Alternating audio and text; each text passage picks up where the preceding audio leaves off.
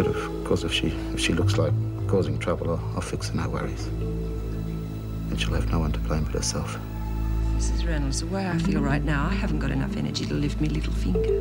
We'll give your body a chance. You've had a lot of tests done today. We'll have the results by the end of the week, then we'll know what's going on. She's sweet. Fred's okay. There's a woman called Lisa Mullins. Give you the old heave-ho, Look, if you're not interested, I'll go and see someone who is. All right, I'm listening. Save your speeches. Sick of them, and I'm sick of you. The feeling is mutual. And I don't even want your job anymore. Miss Ferguson, this has gone You far. know that Connors is as guilty as Simpson. She's been nothing but trouble since she got here. Now, suddenly, she can do no wrong. I have perfectly valid reasons for my decisions. Does your barkeep boyfriend have anything to do with them? Sorry. I should have said your ex-bikey boyfriend.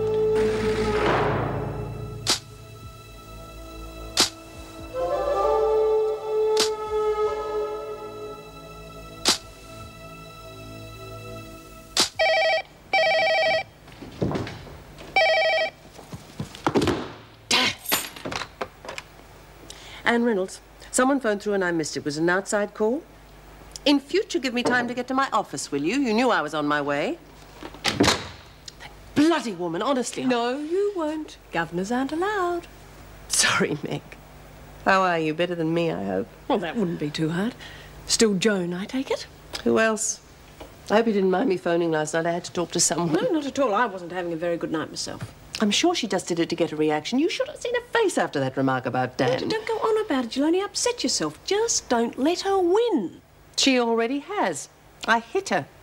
I just thank God no one saw it. Of course. But be careful. She'll keep goading you until you do it in front of a witness. Now, are we going to continue to talk about Joan and ruin our day, or can I tell you about Connors? Sorry. What did the doctor say? Well, not very much, but he thinks it's safe for her to go back to light duties. But until the path report comes in, he's not prepared to commit himself. All right, light duties it is. Might be a good time to put her in the reward cell. Well, if you think Joan's about to cause trouble, don't you think it'd be better to wait until Rita was back at full strength? Of course. Honestly, I don't know what's the matter with me today. But why don't you have a cuppa and start again? Good idea. I've already picked the couple to go in the reward cell next anyway. What do you think? Really?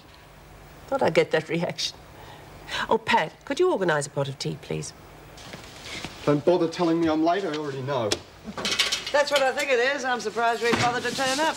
Tape recorder for Tucker. Better check it, though. I don't want to be accused of breaking Reynolds' rules. Oh, it's going to be quite a day. First the governor and now you. Why can't people be more pleasant, like me?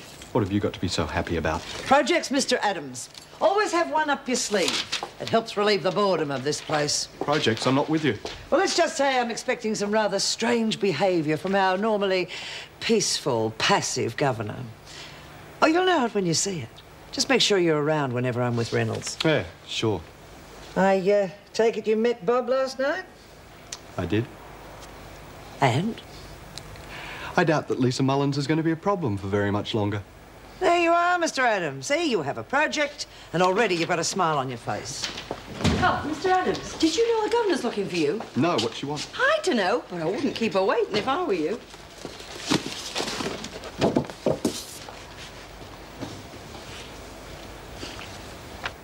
$6 towels? That's pushing it a bit, isn't it? Yes, well, I may as well be cheeky while Dwyer's being kind to me. That's the end of the paperwork, isn't it? Please say yes. I'm sick of it. Yes. Now, mind if I ask you a question?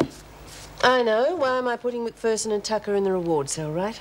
You must admit it does seem a bit strange, especially after Brumby's just got out of the punishment cell. So what better time to let her see what she might be missing out on in the future? Yes, I suppose I can see it that way, but what about Vicky? I mean, she and Brumby are like cat and dog. Well, they certainly have been in the past. And I blame Spider Simpson for that.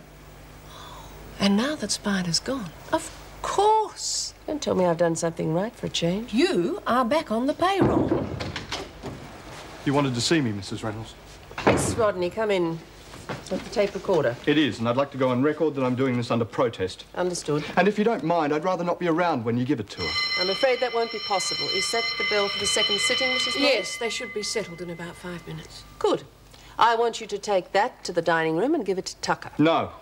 Mr. Adams... I'm sorry, Mrs. Reynolds, but this has gone far enough, and I'm not going to do it. Well, what is it? If you can read, it's a tape recorder. So? I'm replacing the one I broke. It's yours. Well, is it the same sort? Why don't you open it and find out, Tucker? Careful, Brummy might have booby-trapped it. Little louder, Jenkins. I didn't hear that.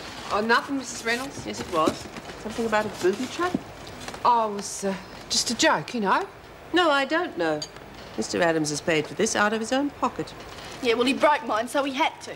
You're wrong, Tucker. Officially, the department's responsible. But Mr. Adams insisted on paying for it this way to show his goodwill.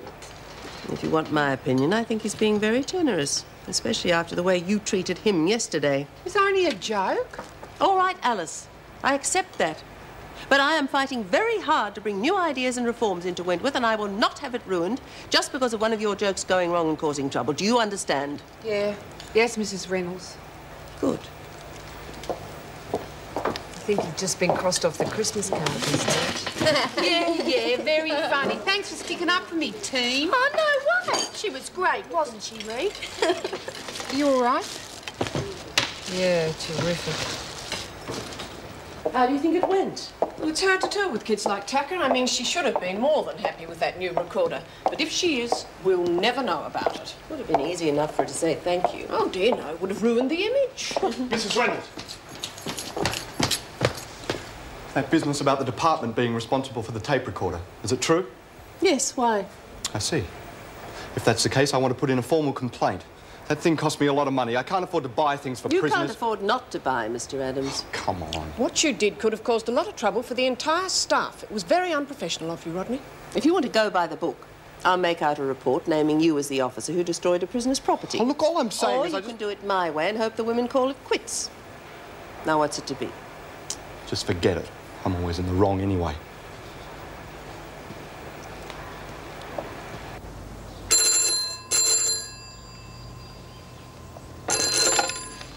Yeah. It's Terry. Everything okay? Hang on, I'll check.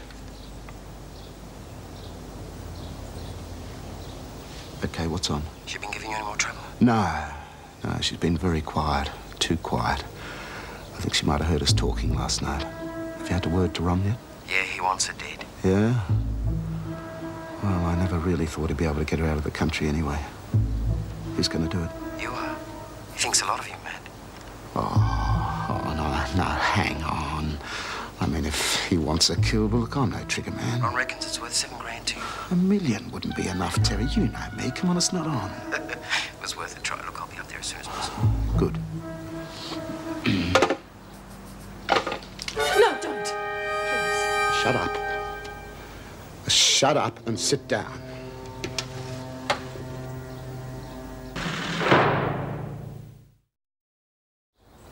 Please, Matt, you're not thinking.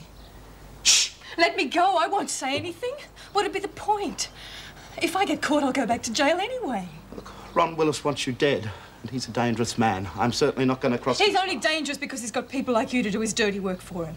Well, at least he employs me, Maxwell. People are funny when it comes to employing me.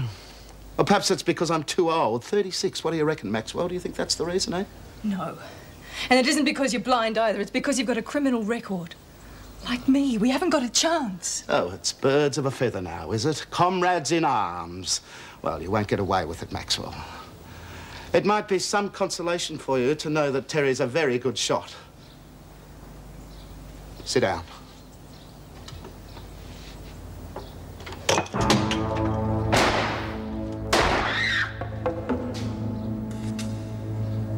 Maxwell.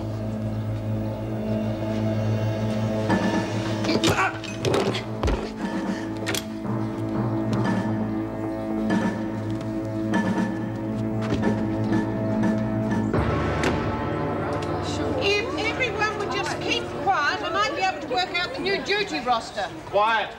Hey, Mr. Adams, how do you make this thing play? It's different to me other one.